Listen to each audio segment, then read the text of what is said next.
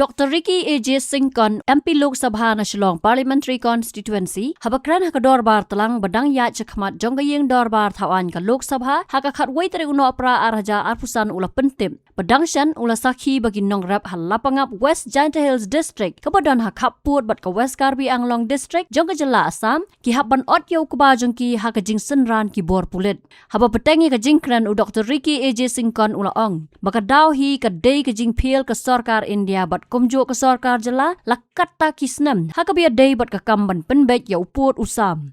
Shushu ula ong ba udawa na ka Sorkar India bat Sorkar Meghalaya bakin weng ye kini gijing kaput bat benrap ba ukutu ye ka Sorkar Assam ban weng no ye kitem pulit ki bakalabu haki jaka ye kenat kaput namar ka wanra ka jing ting haki jing mut jing perkhan kinong song snong.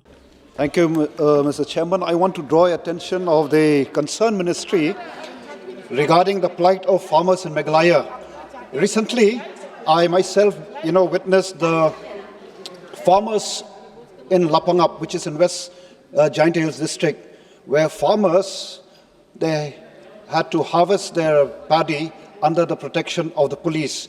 And the reason is because of the failure of government, both at the center over the years and also the state, to solve this, this long pending border issue, which I demand that the government at the center of the state take up this matter seriously and resolve this matter.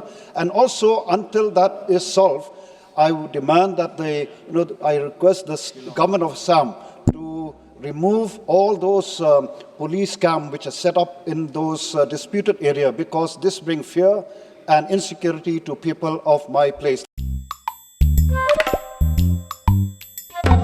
Habatin, pej bahagi kashab plus F. Ka plus F? Hakabam bangibam dunaki eki bataye kamet. Namar kata habathiru atau khau kamlu ka umpnyang kadut pej ya kashab plus F haka jingsom. Yaki nutrient kumki vitamin bat ka iron la icon diat bat ka bathau bha kam kta I ka dur jingki marbam ka jing mat lani ka rukom shed yaki. Balehi banai kita. Kadon ka we ka jing mentoy ba kongsan. Ka kot ka khia.